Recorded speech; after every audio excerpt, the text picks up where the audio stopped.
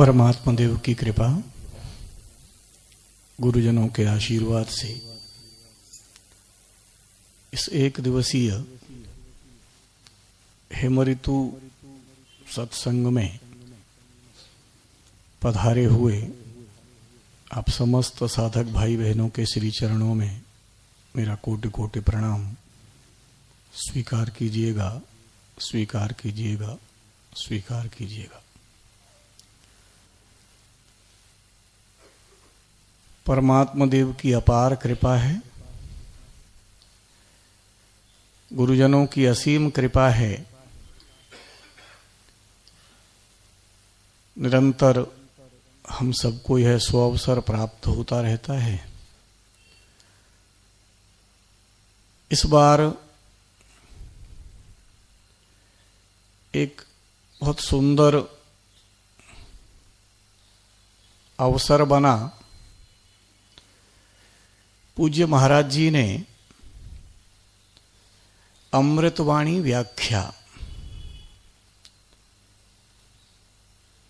लिखी।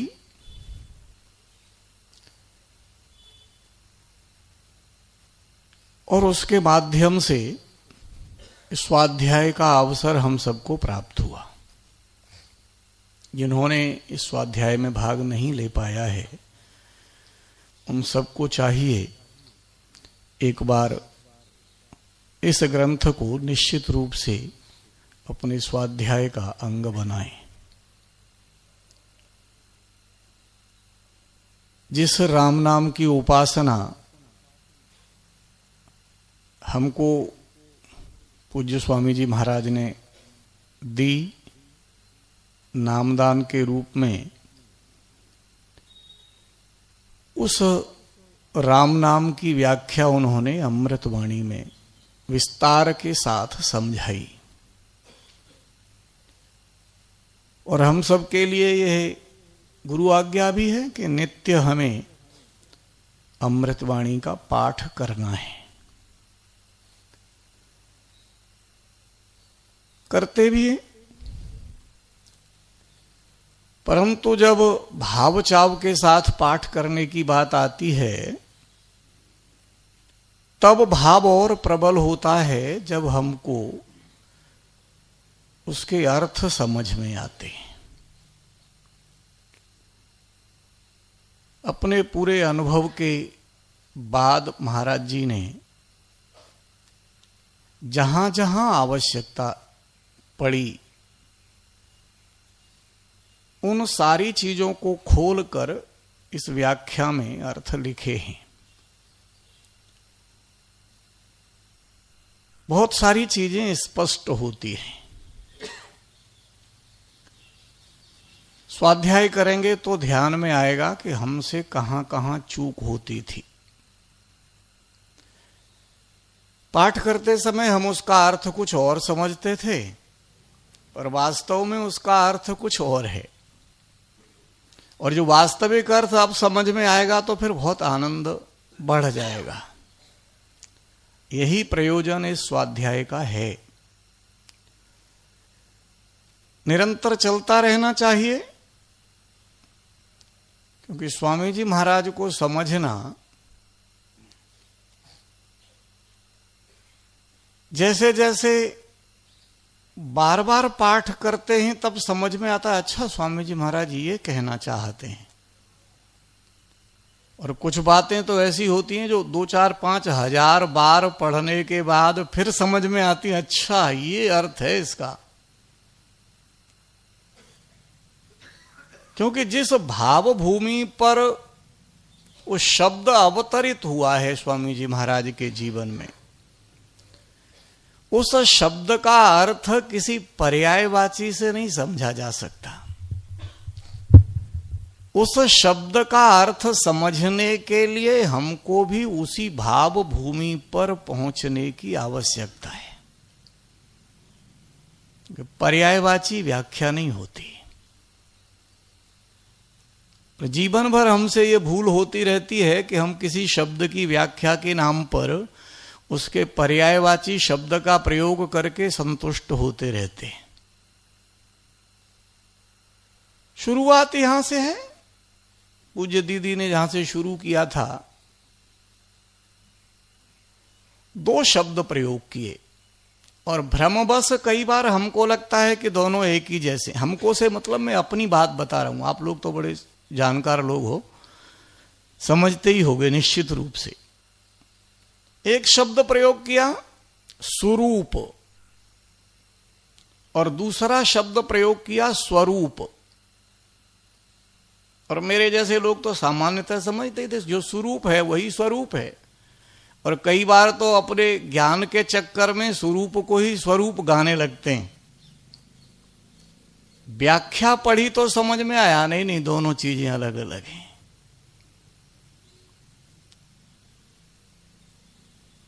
पहले ही दोहे में राम कृपा अवतरण के में उन्होंने शुरू किया तो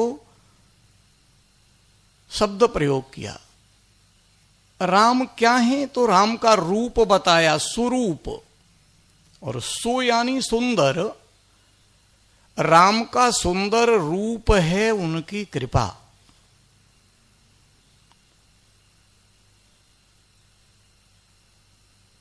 यानी बने हुए किसके हैं राम, जो धातु है राम की वो क्या है। इस व्याख्या में हम सबने पढ़ा है। महाराज जी समझा रहे हैं, जैसे जो आभूषण बनते हैं सोने के, उनके नाम अलग अलग हैं, वो उनका रूप है। वो कुंडल है, वो हार है, ये रूप है, ये इनका स्वरूप नहीं है। इन सब का जो स्वरूप है वो है स्वर्ण, सोना।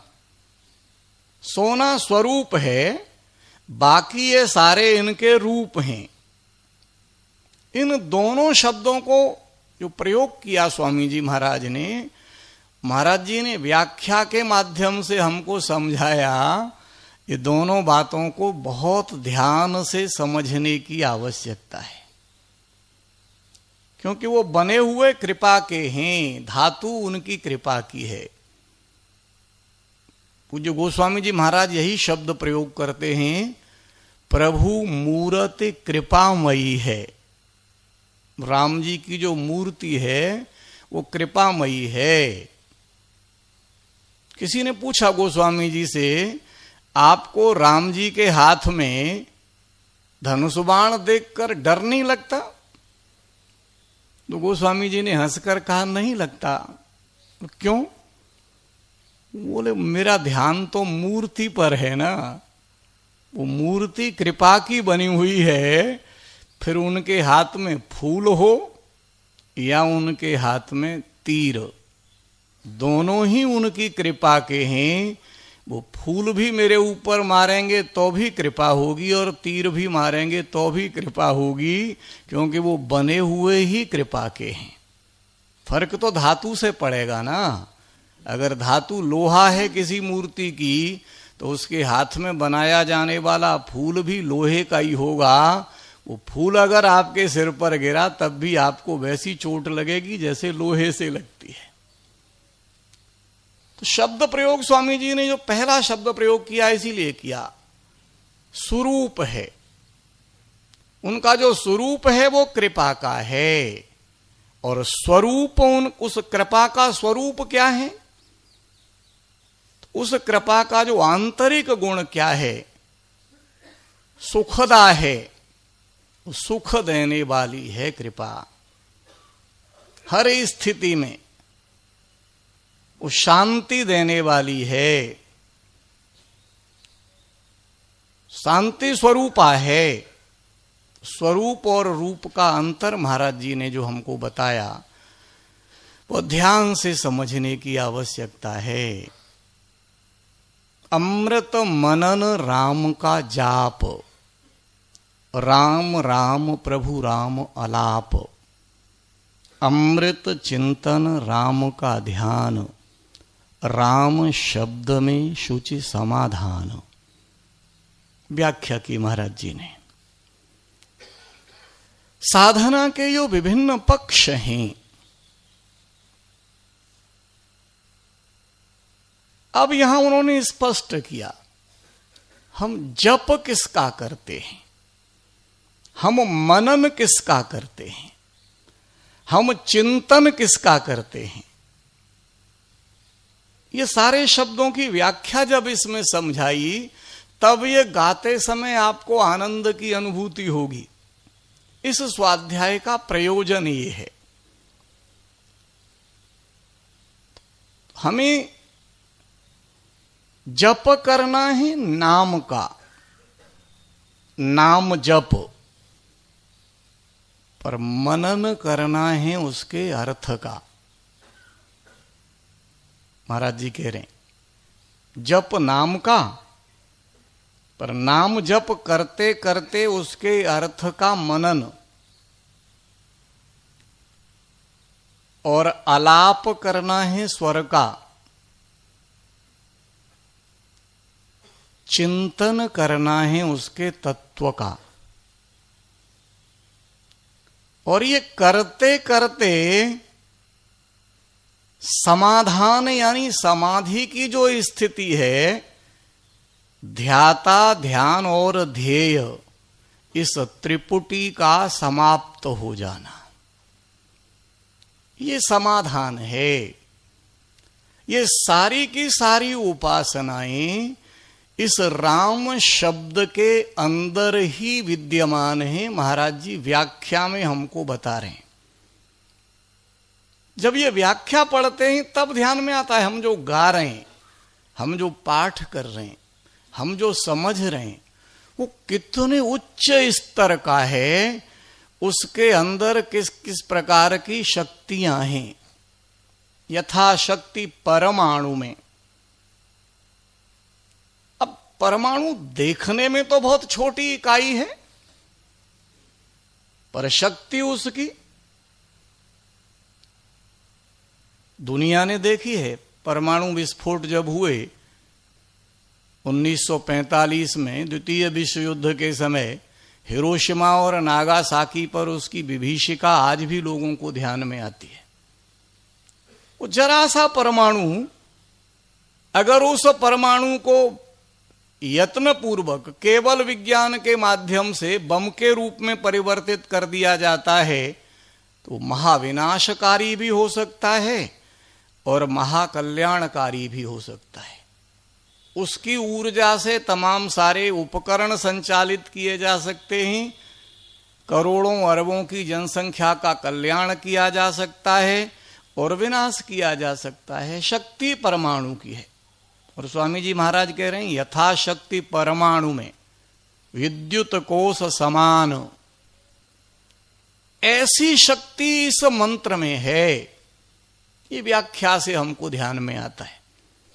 हम जिसे राम कहकर जप रहे हैं, वास्तव में वह क्या है, पूज्य महाराज जी व्याख्या के माध्यम से हमको समझा रहे हैं।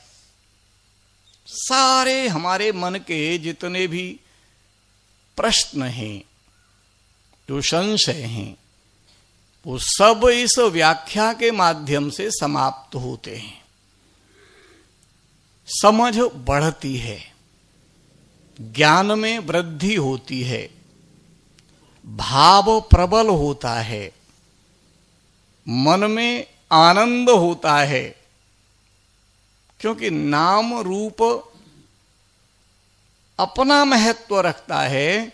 पर जैसे जैसे हम चिंतन की ओर जाते हैं, उसके तत्व की ओर जाते हैं, तब फिर वो जो आनंद की अनुभूति होती है। लगन जिसकी बात अभी हमने सुनी, उस लगन की व्याख्या भी सुनी। लगन कहते किसको हैं, और जब लगन लग गई है तो फिर उसका परिणाम क्या है। तूफान में भी दीपक कैसे जल सकता है, उसका मूल जो मंत्र दिया स्वामी जी महाराज ने, महाराज जी ने व्याख्या के माध्यम से उसके रहस्यों को थोड़ा उजागर करने का प्रयत्न हम सबके समक्ष किया है। वो चाहते तो ये व्याख्या और बहुत बड़ी हो सकती थी। जब मैं स्वाध्याय कर रहा था तो मुझे लगा इसकी बहुत और ज्यादा व्याख्या हो सकती थी। और तब फिर मुझे ध्यान आया कि महाराज जी भी ये चाहते थे कि बहुत व्याख्या की आवश्यकता नहीं है, क्योंकि प्रत्येक को उस भाव भूमि पर जाने की आवश्यकता है जहां से स्वामी जी महाराज के ये शब्द अवतरित हुए।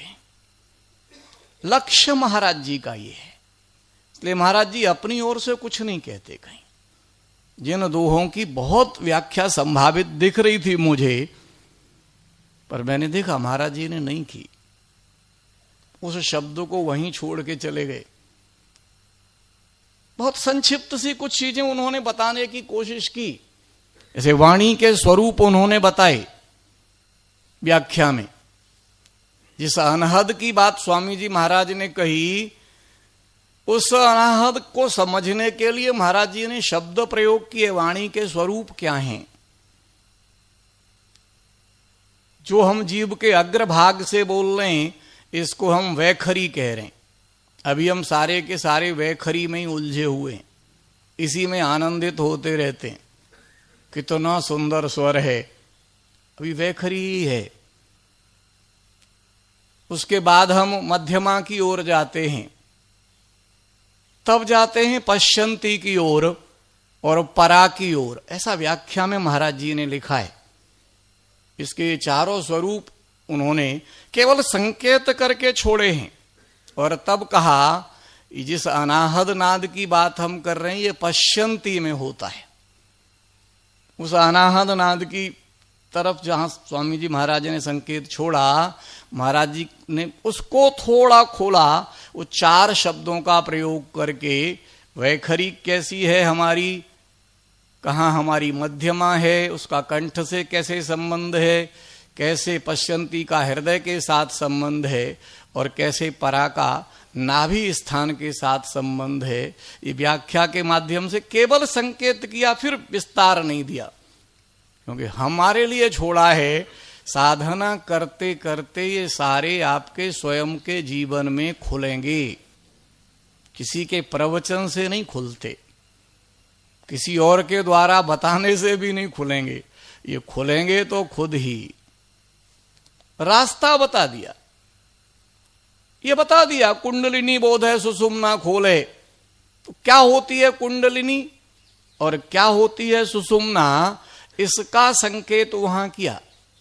इड़ा और पिंगला के बीच की जिस नाड़ी की बात शास्त्र कहते हैं, महाराज जी ने सुषुम्ना बताई वहां व्याख्या के अंदर। कैसे ये चक्र होते हैं, उन चक्रों का यहां उल्लेख किया। मूलाधार चक्र से लेके सहस्रार तक सारे चक्रों की चर्चा इस व्याख्या के अंदर आई।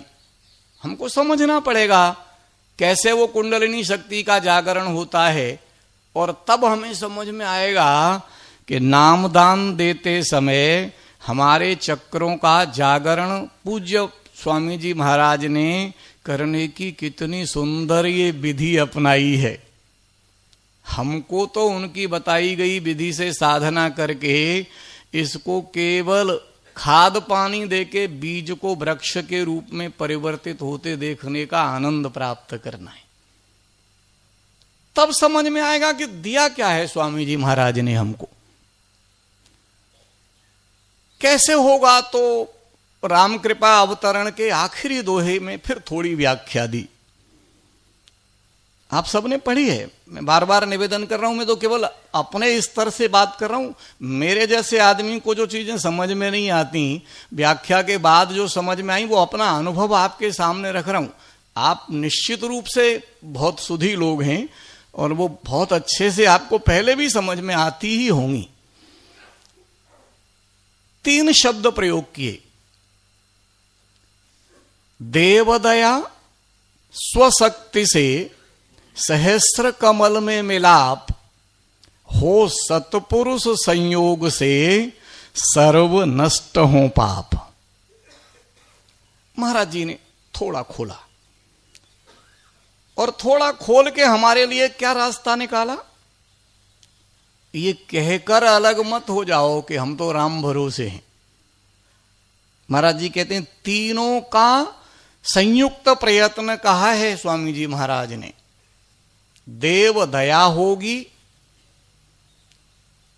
पर स्वशक्ति का प्रयोग करना पड़ेगा। आत्मशक्ति, आपके स्वयं के प्रयत्न के बिना काम नहीं चलेगा। पर आत्मशक्ति और देवदया दोनों हों तब भी आप उस स्थिति को नहीं पा सकते। तीसरी शक्ति चाहिए, सत्पुरुष संयोग। जीवन में सतगुरु का आगमन, जीवन में सतगुरु की कृपा। स्वामी जी ने स्वयं को अलग कर लिया। यहां परमात्मा और स्वशक्ति के बीच में स्वामी जी खड़े नहीं हो रहे।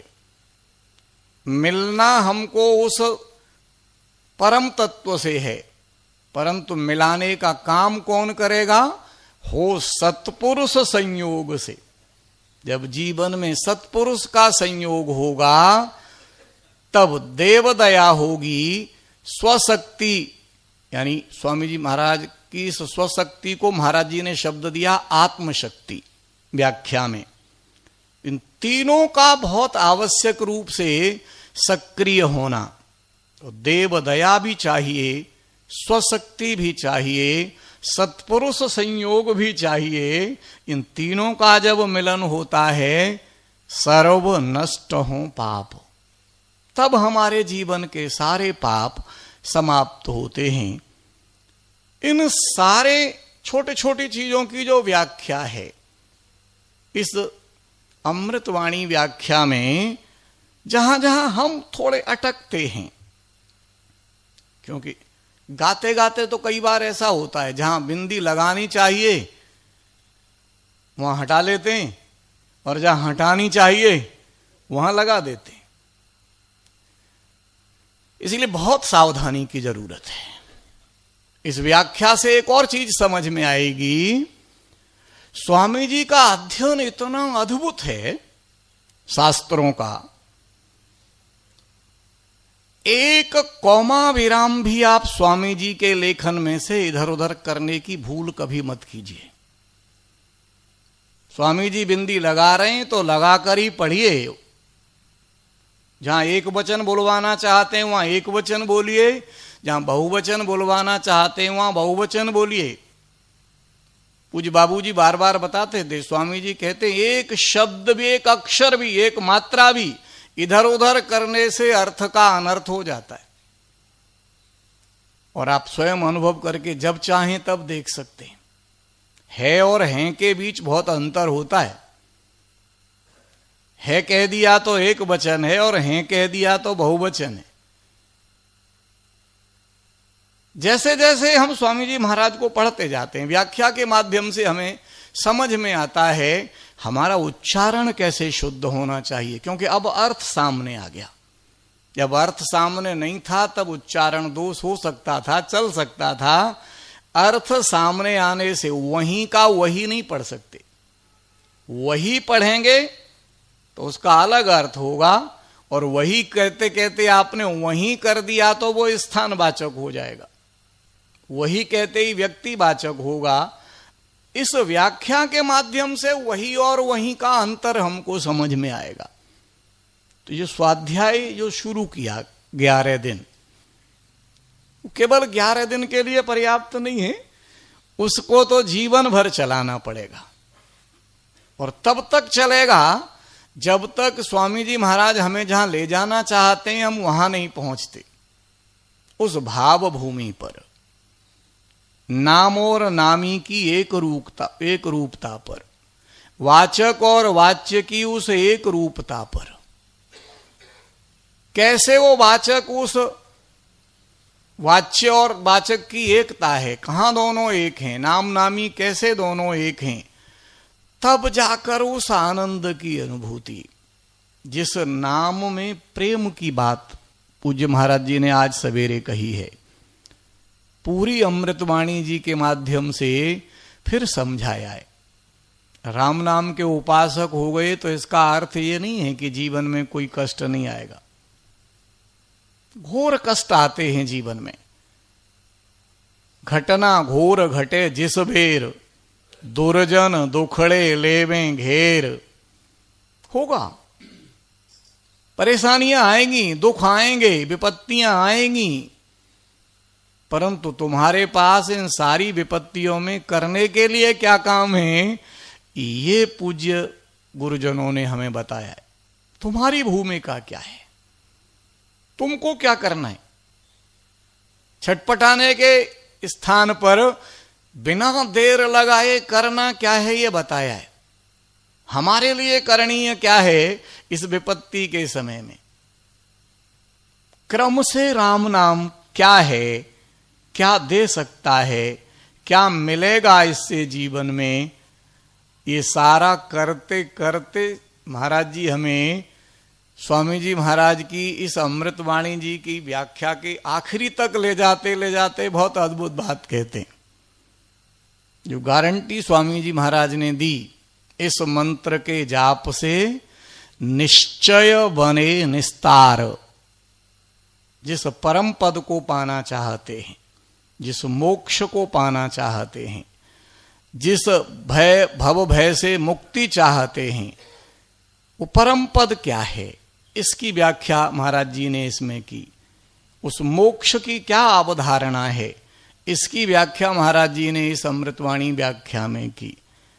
वो कौन सी स्थिति है, किसको परम पद कह रहे हैं स्वामी जी महाराज। और अंत में फिर स्वामी जी महाराज अमृतवाणी के समापन में जो प्रार्थना कर रहे हैं, हम रोज जिस प्रार्थना को करते हैं उस प्रार्थना में प्रत्येक के कल्याण की कामना। कहां ले जाना चाहते हैं स्वामी जी महाराज हमको, कैसे अधिकतम लोगों के जीवन में आस्तिकता का भाव आए, वृद्धि आस्तिक भाव की,